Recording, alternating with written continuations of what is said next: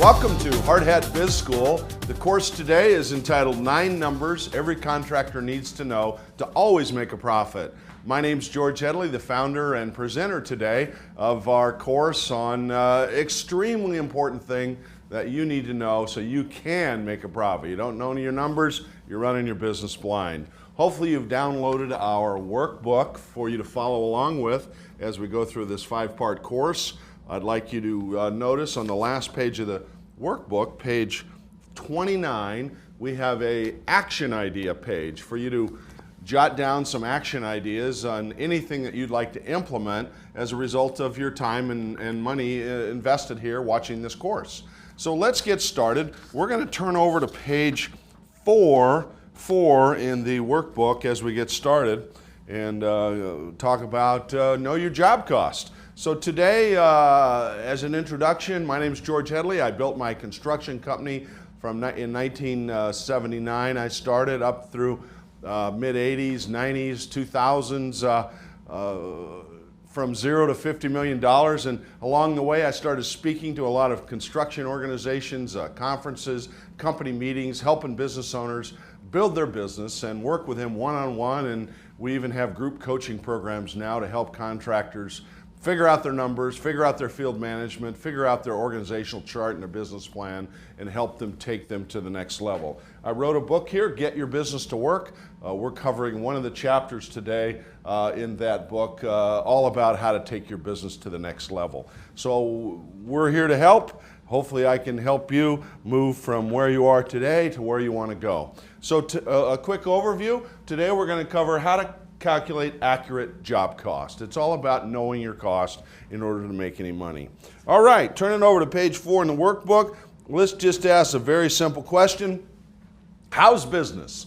How's your cash flow? How's your profit? You're making a profit. Is your profit gross or really gross or hopefully net? You paying any money to the IRS? How you doing? So do you know your numbers? Do you know your numbers? Not your bookkeeper, not your spouse, not your accounting manager, not your accountant. Do you know your overhead? Do you know your crew cost? Do you know your burden cost? Do you know your labor cost, your equipment costs? You've got to know those numbers if you can ever make any money. When you're out there bidding by the square foot or hopefully knowing your numbers and at the end of the year you try to add them up and see you made any numbers, boy, that's a tough way to make a hard living, isn't it? And so, are your numbers accurate? Or do you feel slightly out of control? You sort of feel like you're spinning, running in place because you're not really sure how well you're doing. Do you get weekly job cost reports from your accounting department? Do you get monthly P&L and income statements to know how well you did last month versus the upcoming month? Do you know on each one of your jobs whether you're making the bid numbers that you bid it at? And so, if you don't, you feel out of control, like you're rafting straight downhill, going totally out of control. And I know you're working hard. I know you're working really, really hard. And I know you're doing a good job, building quality work, trying to get the crew schedules properly, taking care of your customer. I know you're doing that. But if it's not giving you a return on energy, a return on time, and a return on investment. What's the point? What's the point? So you work real hard for what? To make money. Therefore, you got to know how much you're making, right? Right. Well, that's why you invested in this course, and I thank you for that. And so, as you think about it, why are you in business? You're not in business to stay busy. You're not in business to put pipe in the ground. You're not in business to pour concrete, hang drywall, paint walls, pull wire. Why are you in business? You're in business to what? To make a profit. How much profit do you want to make? Do you know how much profit you want to make? Do you have a clear understanding of your goals in the area of profit? Do you want to make 10%, 15%, 20%, 25%? Of what? Of sales, of cost, return on equity, return on investment, return on overhead? Do you have a clear picture of how much money you're trying to make? Do you know on January 1st how much money you want to have in your wallet on December 31st? Do you have a clear picture of where you're going? So a lot of people say, well, I'm trying to make as much as I can. Well, how much is that? Is it enough? Do you know what you're aiming at? Because if you don't even have a target to aim at, how can you judge if you ever hit it? As much as you can, you're never satisfied, and it's never enough, right? And so most of us really don't know. Over 80–90% of all contractors really don't have a clue what they're aiming at. They're just working hard, and hopefully it all works out and there's enough checks left at the end of the year to pay their mortgage, to pay their taxes, and buy a few holiday gifts for their family, right? So what do business owners really want? What do you want as a business owner? What does your boss want as a business owner if you work for a company, a construction business? Well, I want my company to deliver and give me what I want. What do I want? I want to make a profit, whether it's $50,000, $100,000, $200,000, $1 million, whatever the number is. I want to make a gross profit and a net profit throughout the year. I want it to add up to exactly what I want so I can pay my taxes, have some left over to grow my equity, build wealth. So eventually I can have a business that's of some value, that's made me some money, so I don't have to continue to work until I'm, well, deceased, right? And so what are your goals? Do you know what your goals are? Do you have a written target that you aim at in the area of profit, gross, net, revenue? Do you know your job costs? And if you don't, it's like a game.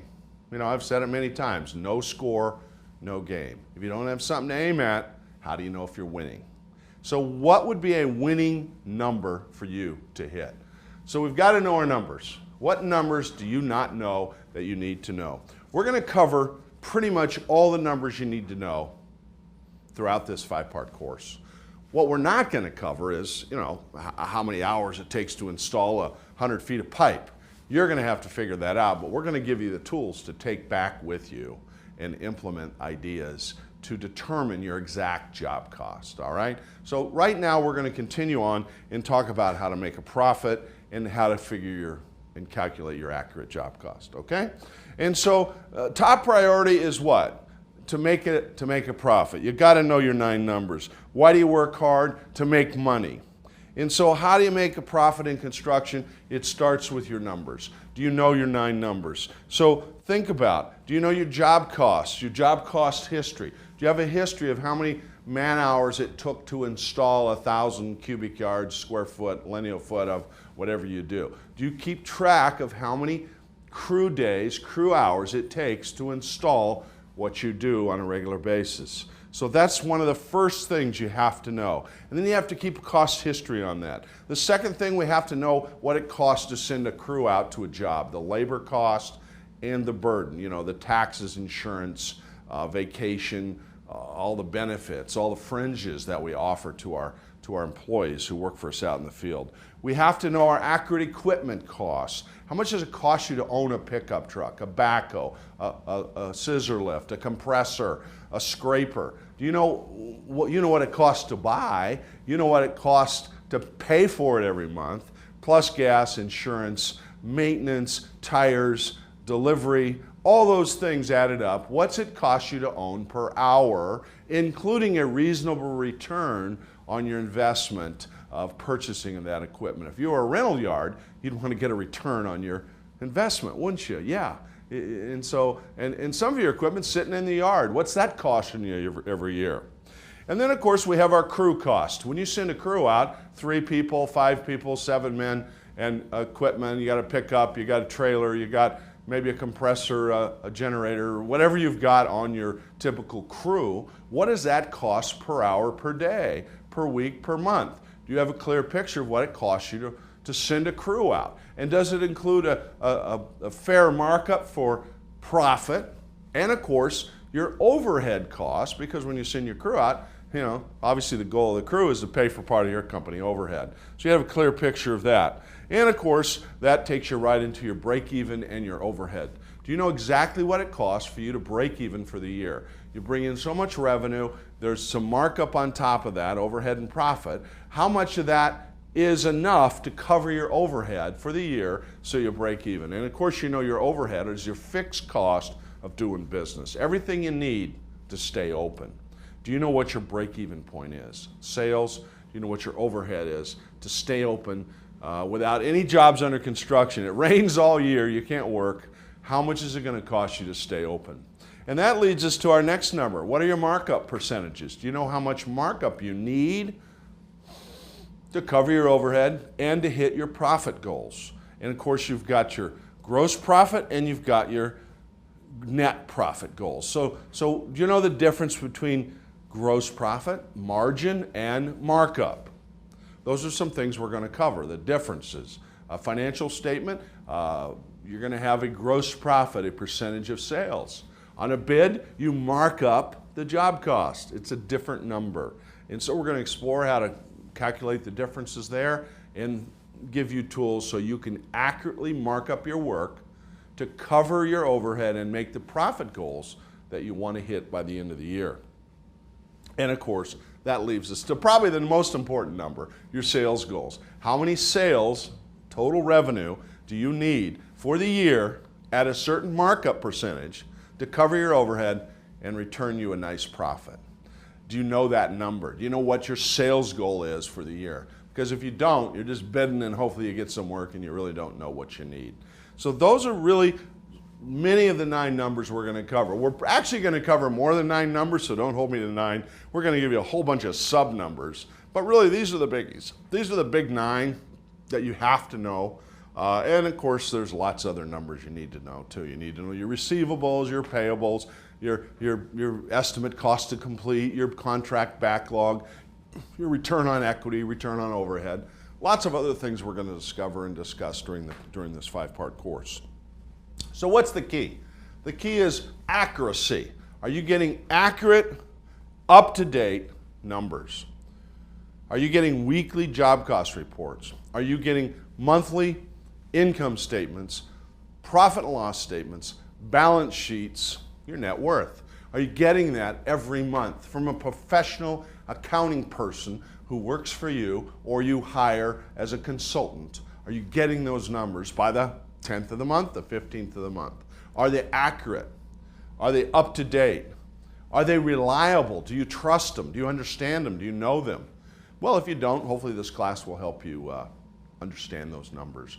On our class number 2, we're going to talk all about construction accounting, everything you need to know there. And of course, what's next here? Timely. Are you getting them on time, or are they sort of like always behind? You finish a job, you don't know how well you did for months and months. That doesn't help you because you're bidding. You need to know, is your bid adequate, right? And are you competitive? How do you know if you're competitive? Well, first you got to know what your costs are, and then you got to figure out your markup to determine your competitive pricing, of course. And lastly, are they professional? Are you getting professional numbers on a timely basis? Really, it's simple. Yes or no? Is the answer yes or no? Do you have room for improvement? And if you have room for improvement, then of course, what are you going to do about it? So know your number, rule number 1. Know your number, rule number 1. What do you think it is? What do you think I've encouraged you already to think about? What do you need? Do you need more equipment? You need more orange iron, yellow iron? What's the best investment if you want to make some money? What's the best tool you need or piece of equipment that you need to grow your business? Think about it. Is it another tractor, backhoe? What do you need to grow? You need to know your numbers, right? Is it a new pickup truck? Should you buy it or should you rent it? That's a good question, isn't it? Is it a professional accounting manager? What do you think is more valuable for you in the long haul? For every superintendent or foreman you have, you get 4, 5, 6 key employees. Have you hired a professional accounting manager? Someone who's been through the CFMA, the Construction Financial Management Association training course, certified. They're full charge, a full charge bookkeeper. They can do payables, receivable, bank reconciliations. They can help you do your job cost report. They can help you set up your time cards and your burden rates so that you can accurately bid your jobs. Does your professional accounting manager know construction, or were they a friend, a relative, someone you knew who you trusted but had no clue how to do construction accounting? And that's the typical accountant that I see is hired, someone who really doesn't know a lot about construction. And with that as your teammate, your partner, you're limping along, running your business without knowing your numbers for years and years and years. And so think about someone who can help you with banking and bonding and insurance. and human resources and taxes and payroll, job cost, backlog, overhead calculations, burden rate accuracy. That's what you need. You need a partner in your business growth. What's more important, another pickup or someone who helps your business grow? Yeah, you need a project manager. Yeah, you need a superintendent. And absolutely, you need a professional accounting manager. The best investment you can make as you're starting and growing your business is to get a partner that can work with you. Whether it's an employee, a contract bookkeeper that comes in 2 days a week for a fixed fee, who's a professional construction accounting manager, or a full-fledged CPA, CFO who comes to work for you if you have a larger company. So think about what your needs are. A new pickup truck, professional accounting manager, and of course right along with the accounting manager comes a professional software package.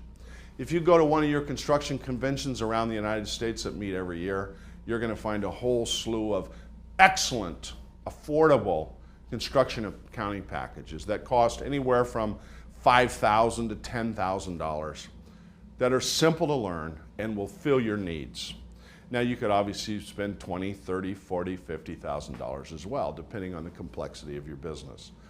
But to think that you can run a business, $1 million, $5, $10 million business with a couple $100 worth of software is literally impossible, unless you're an accounting and financial management expert and you can sort of interpolate and read between the lines, all right? So you need a professional accounting manager, a professional construction, fully integrated software package that'll tie together your estimating, your project management, and your job cost, and your P&L and your finances together, right?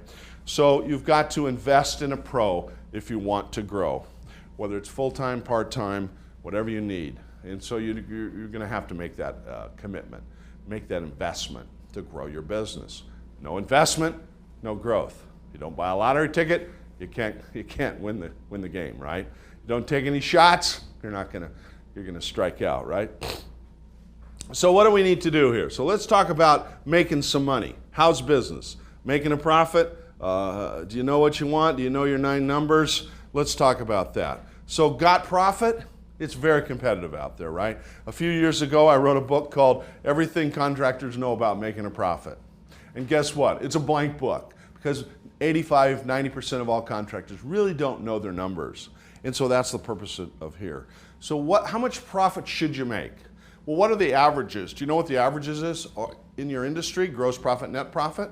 I don't really care about gross. What about net, pre-tax net profit? According to the Construction Financial Management Association, across the country, the average contractor makes 1%, 2%, 3%, 4% pre-tax net profit. Do $1 million, you make $30,000, $40,000, $20,000. That's not very good, is it? That's kind of stinky, I think. According to the Standard & Poor's S&P 500, the construction industry ranks number 19 out of 20 as lowest return on equity, return on investment. It's under 10%, which is pretty darn bad. Meaning if you're going to invest in a company, you're going to get 7, 8, 9% return. That's not very, very strong considering the risk of our business, right? And so when we go out and we bid a job and we leave a bunch of money on the table and we're low bidder and we're happy, should we be? You just signed a contract for the opportunity to what? Make money? Pay your bills? Break even? Or lose money? Yeah. And if you're going to make money, it's not very much more. So I want you to think about one of the ways to grow your business is to have a strategic business plan where you set out your goals for sales, overhead, profit on an annual basis and you track it. And if you do that, I guarantee your bottom line will grow because you're focused on a target. So think about what you want to happen. Think about your profit margin. Think about where you're going to go. How are you going to increase your profit margin if you don't even know what you're aiming at? All right, so clue, your company's in financial trouble. Do you know if you're in trouble? I'll tell you if you know you're in trouble. Your boat and your truck just went down the drain. Your total net worth just went down the drain, right? And so your pickup truck and your boat payments are more than your house payment or your rent, right? You know you're in trouble. Or your last financial statement was dated 1911 or 1999 or never, right? And so think about it. Do you know what P&L stands for? Profit and loss, pennies and leftover, right? What about your balance sheet? You know what a balance sheet is? Is it how much money you need to balance your checkbook? Well, we'll discuss that. What about AR? What's your AR or your AP? Accounts payable, accounts receivable, alimony, rent, or really hard classes in high school. So if you don't know the numbers, you're really not going to know how to make any money. So what's your goal? To be low bid, right? So you can get some work, right? So, here's what happens. Here's the low bidder ski team. We've got the low bidder bass boat. The lower you are, the less money you have, right? The low bidder hunting dog, or perhaps the low bidder car lock, or the low bidder deer hunter, or perhaps the low bidder policeman, or maybe even the low bidder horseshoe team if you're a plumbing contractor. And so if you're low bidder, you're going to be, you can't even afford a cake, right? And of course the low bid hot tub party. So my job is to encourage you not to be the low bidder, because when you're the low bidder, you're going to be busy and broke, and that's not my goal for you. So my boat actually is called the Low Bidder. I have a small sailboat. Actually sold it a couple years ago, but I named it the Low Bidder because it's amazing how busy you can be selling price. And busy. You low bid against 14 others, you leave some money on the table, you get the job, and you're happy. You're ecstatic. It's like, I'm so happy, I got some work. Like a dog in heat, right? Busy. And so what happens when you're busy? You miss opportunities. What opportunities are you missing because you're so busy? You're so busy working, you don't know if you're making any money. You're too busy to stop and learn about accounting and finance, and hopefully this will help you overcome that problem. So what happens? You go after the wrong kind of jobs because you don't know where you make money and where you don't. So let's take a little walk down a sidewalk slab bid in the middle of page 4 there. Accurate sidewalk slab bid. So I've got 3 different scenarios here of how we're going to bid a job, how we're going to bid a sidewalk. So the first scenario is kind of the square foot method. We bid by the square foot. Sidewalk should cost, $5 a foot or whatever it is, right? And so we're going to bid the 2,000 square foot of sidewalk, call this bid number 1. And so we say, well, the subgrade, the slab base, the gravel, the grading, $1.50. I use $1.50. Forming the new walks, it's about $1 a square foot. And to pour the concrete and finish it costs me about $2.50. So we got a bid of about $5 a square foot, $10,000. I'll turn in my bid at $4.99, $5 a foot. So that's one way to bid. That's what I call the, sort of the square foot method. I'm not really sure what it costs, but it seems to work out. And then the next option 2, is another way to bid. It's a little more sophisticated. We bid by the crew day. So we know our crew is about $1,000 a day. So we go, this job should take about 4 days. Where'd you come up with that? I don't know, it just seems about right. So you bid 4 days, and then of course your equipment. Well, my equipment, my truck, I think it's about $100 a day, so I'll throw in $100 a day for 4 days. My material, I get a quote from the ready mix company, $80 a yard or $112 or whatever it is, right? $2,800. And I got a pump, right? So a pump cost me $400 a day. So I total it up, it's $7,680, and then okay, I'm supposed to be, somebody told me once I should make 25%. So I should charge 25%. I don't know really where that came from, but I'm going to use 25 because some guy said that once in some book I read or some seminar I went to. And so I'm going to mark it up. So my total bid is $4.80, $9,600. So is that an accurate bid? It's maybe a little more sophisticated than the square foot method, but it's the same idea, right? And so let's look at sidewalk slab bid number 3 alternative way to bid. And this might be probably even more accurate than 1 or 2. And in this scenario, we're going to actually use our actual cost for our labor and equipment. So we know that we've got 4 men, 4 days because we know from our cost history that the square foot and the cubic yards works out to 4 men, 4 days, or 128 man hours. And we know that our crew averages $37.25 an hour. So then we add in our equipment. We know we're going to have 32 hours, and our equipment costs us $31 an hour. So that works out to $992.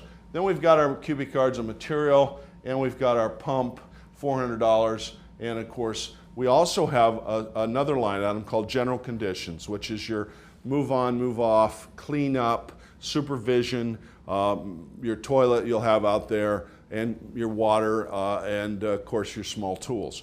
So we'll have 4 days at $80, because we know on this job it's about $80 a day. It's not really that much money. So in the end of the day, our job is going to cost us $9,360. And we're going to put our 25% markup on. Why 25? Because we heard that's the number. We're still not sure about that yet. And so our total bid is $5.85 a square foot, $11,700. All right, so we got 3 scenarios. Scenario 1, Scenario 2, Scenario 3. 10,000, 9,600, 11,700. We have a 22% variance in our estimate. Which one's right? Which one do you use?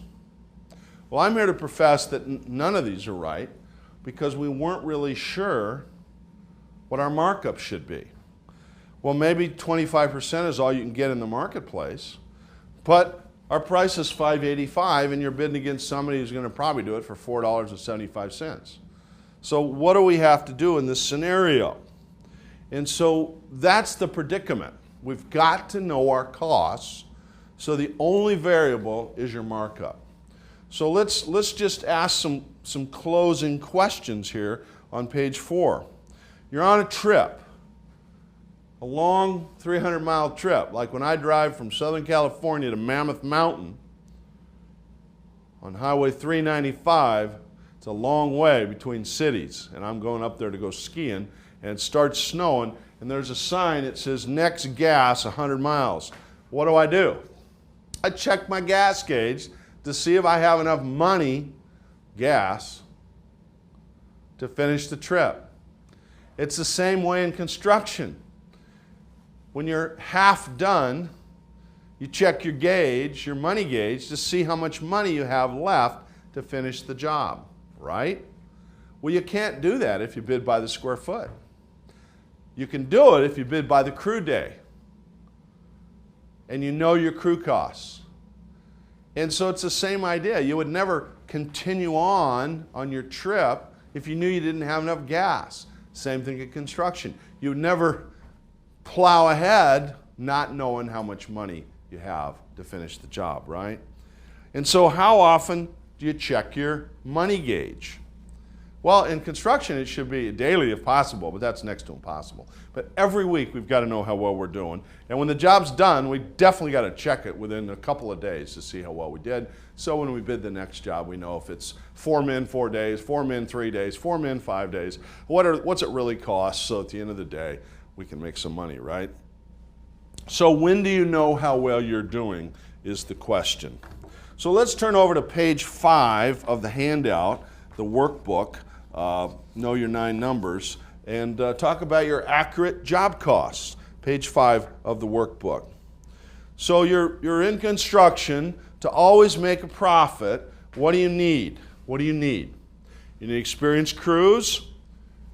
You need good supervision. You need good equipment, good suppliers, good subcontractors. You need a customer who's going to pay you. But what you really need is you need to know your accurate job costs. So you start with a bid based on cost, hopefully accurate, and you've got to have an accurate cost history library to make sure that your job cost that you bid at, so many days per item, so many crew hours per task, we have to know our man hours or crew hours per work task. So if you're pouring concrete, installing lights, hanging drywall, whatever you're installing, masonry block, you got to know how many man hours per block it takes in order to bid it properly, right? And so we have to track our job costs labor.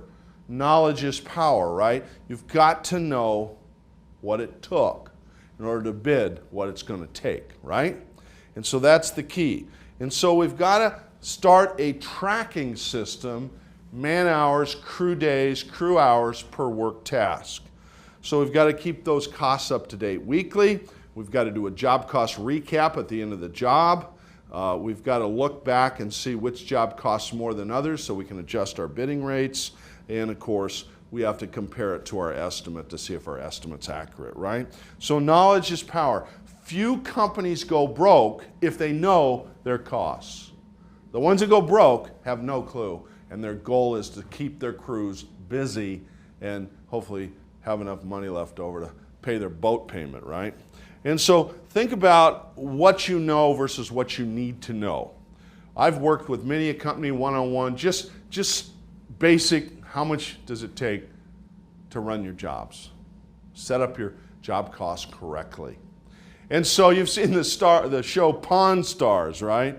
If you owned a pawn shop, you pay for something, right? And now you're going to sell it.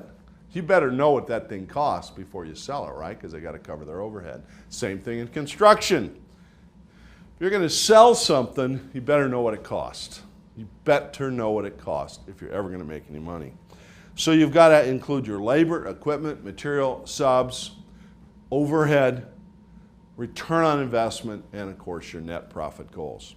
So let's look on the page 5 there on the right side of the handout and look at your time card, your weekly time card.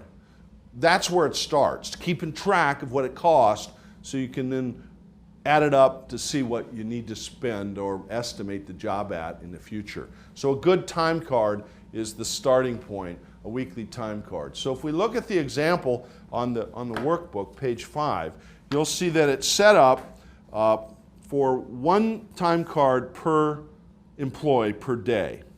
And we're going to track what they're doing by cost code.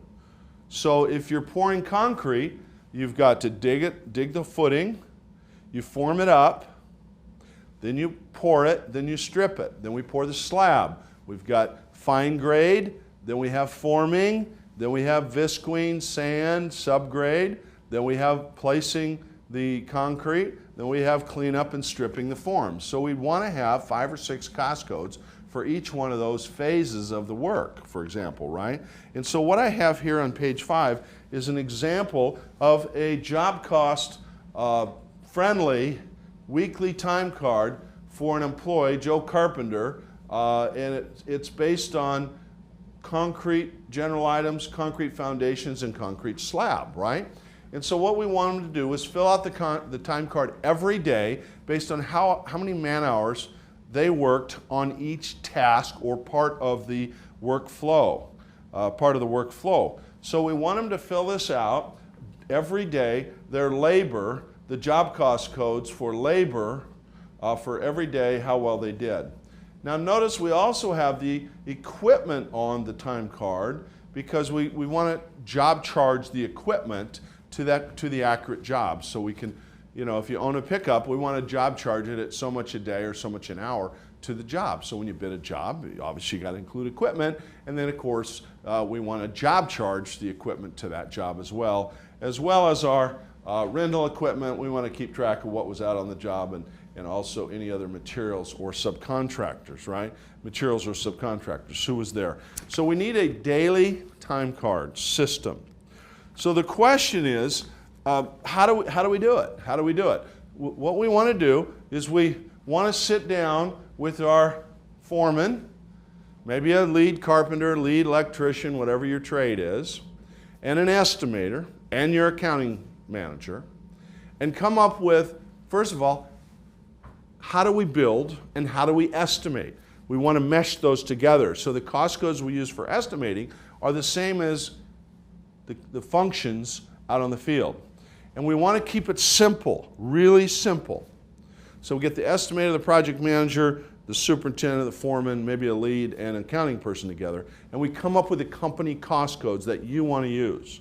So if you're a masonry contractor, you probably got one for footings, excavating, pouring concrete, placing the rebar, and then you got one for 6-inch block, 8-inch block, 10-inch, 12-inch, whatever your thing, grouting, cleanup. So you probably have 6 or 7 codes, right? So we can keep track how many days or how many man hours it takes per square foot, lineal foot of of concrete block, masonry, lights, plumbing pipe, 2-inch, 1-inch, half-inch, whatever you're doing, right?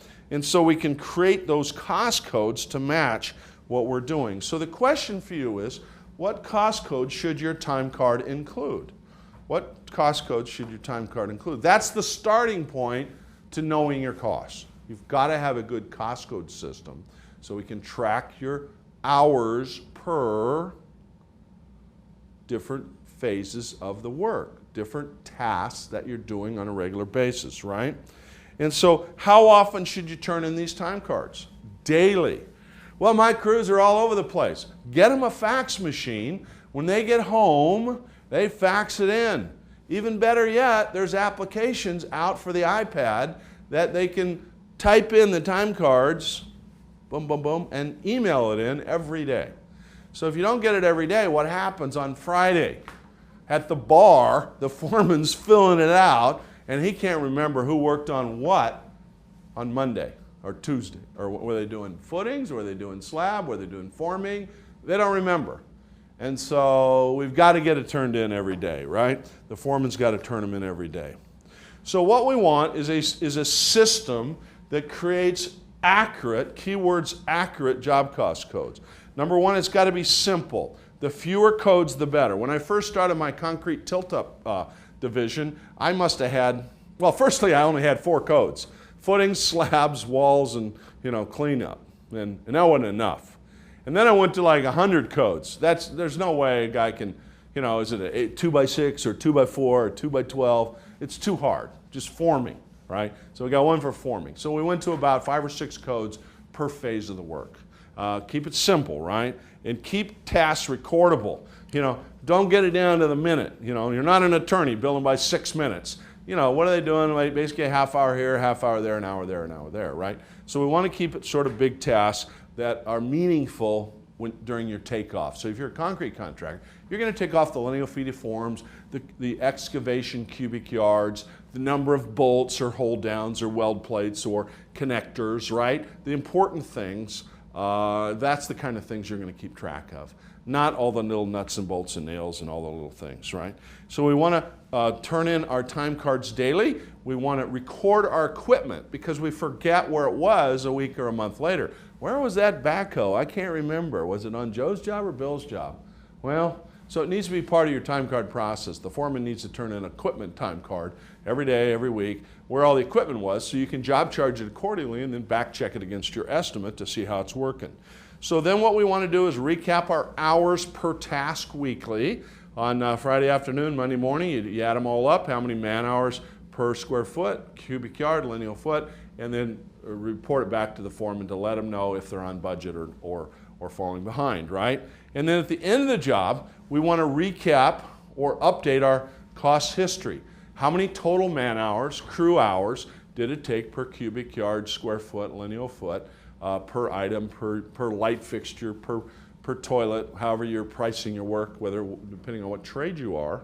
And so we know at the next time we bid a job, it's 17 man hours per fixture in a typical restroom, for example, versus what we bid it out was 10 man hours, which isn't enough, right? And then of course, we want to turn in our quantities daily. Every day, how many square feet, cubic yards by the end of the week do we pour so we can compare it to the man hours, right? And so that's what we want to do. Then what do we do on Friday afternoon, Thursday afternoon, Friday afternoon, Monday morning? We review it with the foreman so they can make their plan for the next week. That's the key. So when we talk about it in our field and project management productivity systems that work course, which is part of our Hard Hat Biz School University, we talk about those weekly foreman wrap-up meetings and the Monday morning quarterback meeting where we meet with the crew, we tell them how well we did and the goal for this week based on last week's performance and the overall job budget, right? So the key is to track everything. Track your labor, equipment, material, and subs at the end of the job. You want to track it by job type, difficulty, size, location, customer. And you want to look at things estimate versus actual. You want to recap the labor, the material, the equipment, subcontractors, everything that you need to think about in your bid, right? And so what do we want to do at the end of the job? We want to know how well we did, how many man hours it took to do the work. Next, we'll cover how much it costs per man hour, but right now we're just worried about our man hours per task item, right? And so what I'd like you to think about is when you're all done, you end up with a bunch of shelves with your cost history library notebooks, and in that notebook you'll have the job and you'll have the cost history, how many cubic yards and what you actually spent. There was 600 cubic yards, we had 30 man hours, so it worked out to 0.05 man hours per cubic yard for that particular cost code item. If you just look at finishing, it worked out to 64 man hours, 0.003 man hours per square foot. Obviously, then we got to multiply it by the crew rate. Now, don't use these rates. This is an example in our class here. Don't use my rates. If you do, I don't guarantee nothing. I don't guarantee you're ever going to make any money if you use my rates. These are just examples for you to follow the idea, the concept, okay? All right. So at the end of the job, I know what I've spent. I put it up on the shelf, and it's the XYZ job. And then next month, next quarter, next year, I've got another job. I go, oh man, that's just like the XYZ job. Pull out my cost history from that job, and there it is. And so I know exactly what I spent for that job, and this bid ought to be relatively similar in the area of man hours, crew hours per task. Not dollars, because dollars change. You pay your crew more, you pay them less, you get a bigger crew, a smaller crew. The crew rate's a different idea. So let's turn over to page 6 and complete this section in our first course in our 9 numbers series on figuring your crew cost. So turn over to page 6 in the workbook and let's talk about your labor cost, your crew cost. Here you're pouring concrete, your accurate labor plus burden. Burden is the fringes, the taxes, insurance, vacation, small tools, all the little things you have to add on to the cost. You pay somebody $10, what does it really cost you? It probably costs you $13, $14, $15 an hour, right? So we've got to know our burden cost. And what does it need to include? Your taxes, your vacation, your holidays, your union dues, your overtime, your weather delays, your late deliveries, all those things, right? Your downtime.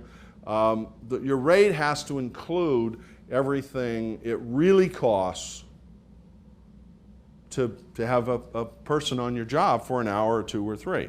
So what I'd like you to do is think about for each employee, they have a different burden rate. You know, the older the employee, the more the healthcare costs. The riskier the task, the higher the workers' comp rate, right?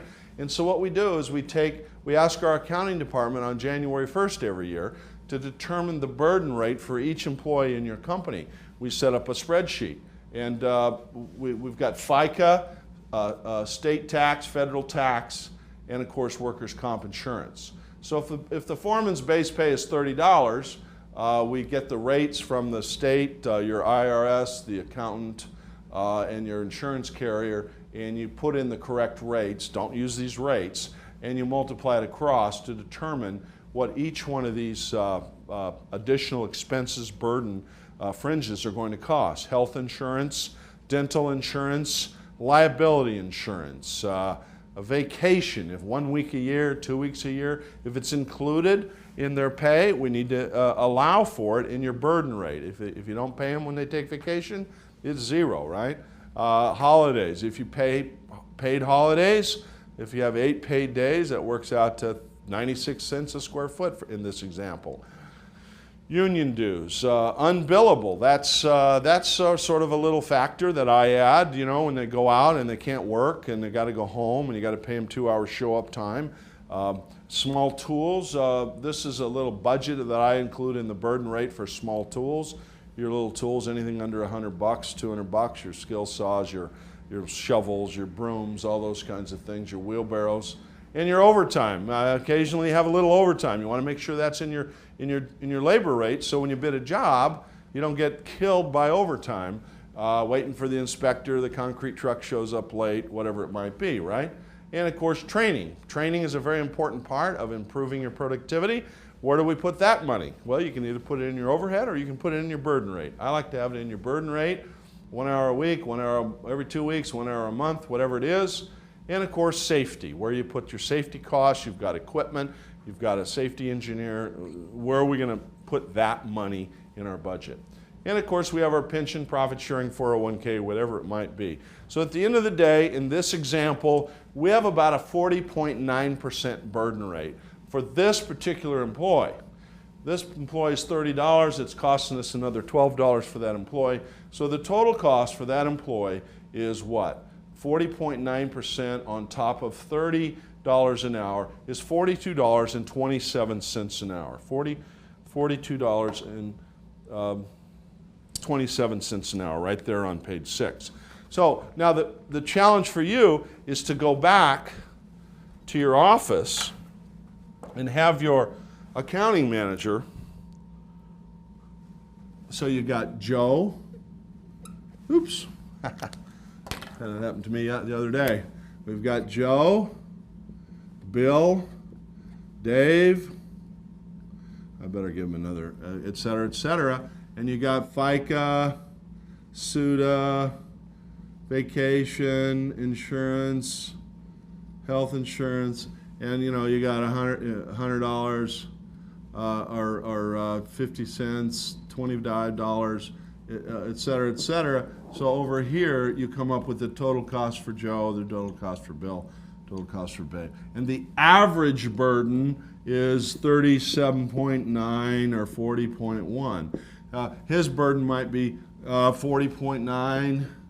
The next one might be 37. The next one might be 51, depending on insurance, what they're doing, their workers' comp, et cetera, right? So we want to come up with a blended average for the company at a certain level for the entire company. That's what we're trying to come up with, right? Okay, so we ask our accounting person to do that because everybody's rate will be different, but we want an overall rate for the company that we're going to use as we build our crew cost, right? So let's go to the question is, what's your burden rate? Before here's our dental plan. Do you have a dental plan? What's your burden rate? Do you know your burden rate? So one of the numbers you have to know is your crew rate, your burden rate, right? So then what we do is we build our crew. So we build our crew. So we take a typical crew. We've got a foreman, a journeyman, an apprentice, an apprentice. So 5-man crew in this example on page 6. And the 5-man crew costs us $159.71 an hour. That includes burden. That includes their fringes, right? Now the question is, do you ever have any downtime? Do you ever have any downtime? Or do you have a superintendent? So what do we do with the superintendent's time? You can put it in the bid as a line item, or you can include it in the crew rate. I like to have it in the crew rate if I have my own crews. That way it's included in the bidding rate. I don't have to have a separate line item for superintendent. I just include it. So if we have 5 crews, superintendent should be added to each crew at 20% of their time. General foreman, general superintendent, or superintendent runs around and watches 5 crews. And so the total cost is $169 an hour. And then of course you got your supervision. Now what about your downtime that I brought up a minute ago? Do you ever have any downtime? They can't work, it's raining, they have to go home, they're kind of hanging around. I mean, you don't include it in your bid, do you? No. So should we include it in the rate? That's up to you. But you might want to add 5%, 10%. In this example, I'm going to add 10%. You know, your rollout, your breaks, the weather, waiting time, overtime, material not there. You know, when you bid a job, you don't think about those things. But in reality, out on the job site, we probably need to pad our bid rate a little bit, what I call my downtime factor. So that adds a little bit more to your crew rate. So for my bidding purposes, I'm going to use $186.28 an hour for my crew rate, my bid rate. Now what I want to do is divide it by 5 because I've got 5 people on my crew. So my crew rate is $37.25 an hour. That'll be my bid rate. So now what I want to do is do the same exercise for a 2-person crew, a 4-person crew, a 5, 6, 7, 8, 9, 10, however big your crew is, because you'll see the rate changes a little bit. The more foremen on a crew, the less foremen, the more apprentices, whatever it is, you'll have different crew rates. And so when you bid a job, before you just determine to bid a job, before you finalize your estimate, you've got your man hours calculated, your crew days calculated. Now you got to multiply it by a bid rate for your crew. You have to, should I use 37, 38, 36, 42, depending on the makeup of the crew that you probably anticipate you're going to have for an easy job, a difficult job, a big job, an out-of-town job, however you're going to put your crew together. And you might even need to add subsistence, food, hotel, travel, whatever else, right? We want to add to our crew rate. All right, so then we want to do the same scenario for our equipment. We want to get an accurate accounting of what it costs to own our equipment. Now, some contractors mistakenly put all their equipment in their overhead costs, and that way it's free on the jobs. Well, that's not how to figure out your accurate costs. We want to, just like a rental yard, you're a rental yard, and you're going to rent it to the job, and you're going to bid it as part of the bid. So if you need a backhoe, it's 8 hours at, $100 an hour or whatever it is, right? That needs to be in your bid. Even though the company owns it, the company then needs to charge $100 an hour to that job as part of the job cost and recoup that $100 back to offset the cost of owning that equipment. So the overhead will end up being a rental company that should plus or minus break even on your equipment by renting or charging the jobs for the equipment by the hour. All right, so do you charge enough? What do you charge for a pickup? Do you know what a pickup costs? When's the last time you called Enterprise Rent-A-Car, Enterprise Rent-A-Truck, which I did? I went online and got their quotes. Have you compared your rates to Enterprise or United Rentals or Acme Rentals or ABC Rentals in your town? Do you know what they charge versus you charge? What about your competitors? Do you know what the government allows you to charge if you do government work on change orders or cost plus T&M? You know what their standard rates are. We ought to have a good handle on what you're charging versus what's allowed or is competitive, like Enterprise Rent-A-Car, if you're going to rent a car or a truck or a small van. And so we need to have an accurate equipment rate, and it should include a return. You're going to invest in buying that equipment. We need to get a return on our investment, right? It's not free. If you got $100,000, you want to get a return on it. You want to get a 5%, 10%, 15% return on your investment, right? So that needs to be included in your rate. So think like a rental yard. So let's calculate a pickup truck here. And so we're going to buy the truck and assume that the truck is going to last us 4 years. So that's the first thing you have to ask yourself is how long is this piece of equipment going to last before I just have to throw it in the trash, right? Take it down to the scrap yard and get $1,000 for it. So pickup truck, let's just say 4 years because you run it all year and you work hard and it's bouncing around in the dirt all the time. So you buy it and let's say it costs $40,000. Now we've got to finance it. So finance over 4 years works out, let's just say $10,000. Even if you pay cash, you need to get a return on your cash, a return on your investment, right? So you're financing it yourself. So even if it's free and clear, it's not free and clear. You still have that asset that you need to get a return on, right? So we do have interest charge or finance charge. And then we've got 4 years worth of insurance, a couple grand a year, whatever it is. Ask your insurance agent. You've got your maintenance, your tires, your mechanic, however you manage your equipment. And then, of course, you've got your gas. And your total cost for 4 years to own that truck is $88,000. $88,000. Now, the next key number to ask yourself is billable hours. Billable hours. How many hours are you going to be able to bill it on the job? Well, if a pickup truck, you should be able to use it all year, 52 weeks a year, right? Well, if you're in the Northeast, it may snow. You can't work 3 weeks, 6 weeks, 12 weeks a year. So 2,000 hours is 50 weeks. 5 times 40 hours, right? 2,000 hours times 50 weeks. If you in the snow, you maybe only get 1,500 hours. But for this example, I'm going to assume we can bill it at about 2,000 hours a year, which is 8,000 hours over a 4-year period, right? And so what's that work out? It costs me to own that truck over 8,000 hours, $11 an hour. So that's a fully job-charged truck, 50 weeks a year. We'll give you 2 weeks for good behavior off, right? And so what if you can only get 1,500 hours or 1,000 hours a year? Well, your rate's going to double at $1,000 a year, 1,000 hours a year. So you have to ask yourself, what's my real rate? And should I rent it or should I own it? And if you were to check Enterprise Rent-A-Car or rent a truck, they're around $1,200 a month to rent a truck, plus gas and maintenance, right? And so, you know, you divide that out, you're around 10, 11 bucks. It's pretty close to the same number. So you're not too far off. What are you charging? That'd be cost per hour, that'd be $88 a day or $170-something a day, right? What are you charging? $100 a day, is that enough? Are you getting 2,000 hours, right? Notice, this does not include markup. If you got a big equipment division, doesn't include an equipment division manager, etc. So this is pretty much pure cost. So don't forget that. Now at the end of the 4 years, what do you have? You have salvage value. I haven't taken that into account. If you have a $200,000 scraper or some big backhoe or some big huge piece of equipment, obviously your equipment's going to last longer, and at the end of 8 years you're going to get a nice residual back. So the purchase cost actually is a little bit less, right? So should you own or rent? Well, you have to decide. I'm a firm believer that if I'm going to build a construction company, I'd rather lease if possible, because I can use that capital for payroll and bonding capacity so I can grow my business.